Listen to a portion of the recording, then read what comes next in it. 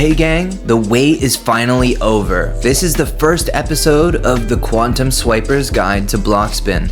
If you want to be a high-ranking, rich player in Blockspin like all of the locusts here, then this series is going to be for you. In this first episode, we're going to go over my top swiping tips.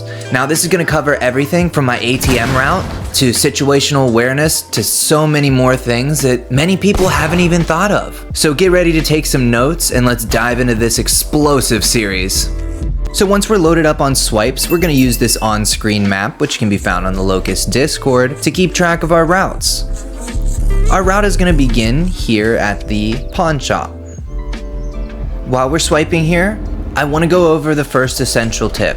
The first essential tip to swiping is making sure you have good situational awareness. You need to know what's going on around you or else you're going to get killed. Knowing what's going on before you enter the ATM screen can save your life so many times.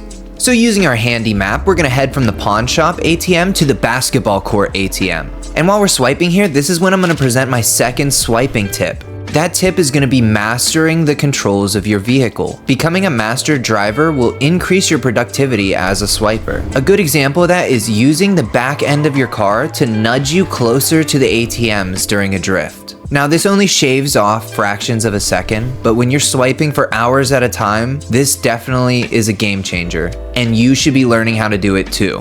Next, let's hop over to the medical clinic ATM and talk about our next tip.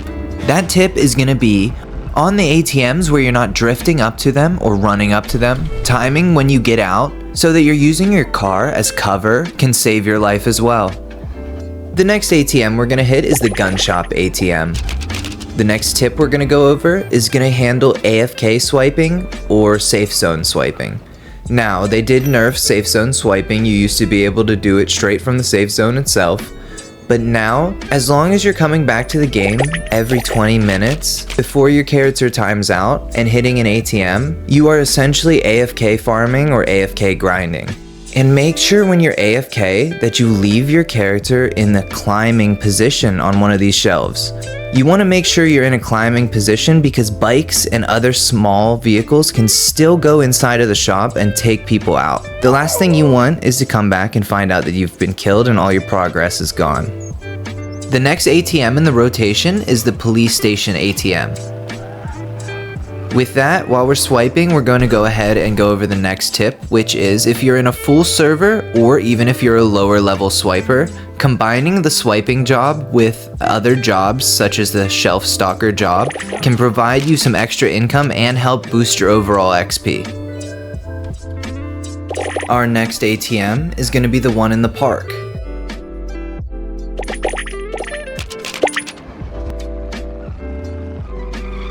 And as for our tip, you actually just seen it now. It's going to be making sure that our vehicle we're swiping in is not only pointed, if possible, at our next ATM, but at the very least it's pointed in the direction of exit in case, worst case scenario, we need to ditch what we're doing and run. My route takes me next to the BP. And this is where I'm going to talk about how essential the ROPRO plugin for Google Chrome is if you are a solo swiper. You can use ROPRO to add additional filters while browsing the servers such as best connection, and then using the built-in ROBLOX function, filtering it by ascending, which will show you all of the servers that are suitable for you to swipe in by yourself. Now headed directly from the BP over to the Quick 11, we're going to talk about safe servers or quote-unquote private servers. Now, Blockspin doesn't have an official way to create private servers for obvious reasons. However, you can game the Roblox algorithm with a couple friends, or even a couple alts, I guess. Now, you don't need as many people as the Locust had in this server to create a safe server. You can go ahead and do it with just 4 friends, or 2 friends and a couple alt accounts. The number you're shooting for is 4+, so that the Roblox algorithm doesn't push anybody into the server that clicks play. Hitting the motel ATM next, we're going to talk about the swiping minigame itself as our tip. If you have a higher end build and or a good connection, you can actually hit the green boxes before the bar reaches them. This is easily replicable, and this should be your target, is to hit ahead of time every time. Swiping is based on RNG, so you never know where the next bar is going to fall. Giving yourself a head start on that could mean that you click a lot faster on the next one. Our next ATM is going to take us next to Jack's Hardware, and the tip that accompanies it shouldn't really be a tip, but I'm going to throw it in here anyways. This should just be common knowledge, but make sure we're depositing what we've earned from the previous ATM into our next one. If we need to buy more chips, we can always withdraw our earnings, but leaving it in our pocket is just asking for it to be stolen. Heading from Jack's Hardware, we're going to hit the ATM right next to the car wash, where we're also going to discuss a time-sensitive tip. On April 26th, Blockspin is doing a double XP weekend, and I think it goes without saying that everybody needs to take full advantage of all the tips that I presented to them, and use the double XP all weekend long to maximize your levels, not just in swiping, but your overall levels too. In my time zone, the double XP weekend starts at 1 PM. Make sure you are checking the official game page for yourself though, as the time zones are different and the time start will update for your time zone. The next ATM that I like to hit is right next to the blue apartment buildings, and this is where I want to quickly touch on choke points in this game. Paying attention to the different ATMs that have multiple choke points and just straight avoiding them is going to save you a lot of trouble down the line. After we wrap up at the apartment buildings, we're going to hit our very last ATM, which is actually taking us right back to the beginning where we're going to buy more swipes and we're going to hit the ATM and start all over. I want to leave you guys with one last tip because I do know that a lot of people, male and females, use the female player build because the hitboxes are smaller.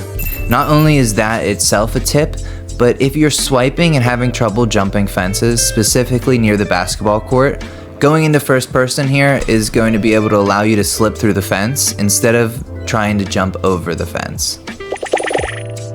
I hope you guys enjoyed this, and I hope you guys adopt a lot of the tips and the route itself into your own routine when it comes to swiping. If you guys want to see more guides like this, tutorials, tips, things like that, aside from the gameplay that I normally upload, make sure you guys are liking, commenting, and subscribing. Make sure you also turn on the bell notification right next to the subscribe button so you never miss an upload of mine and you're notified right away. As always, make sure you're checking out the links in the description for the Locust Shoulder Pet and the Roblox group itself, and I will catch you guys in the next one.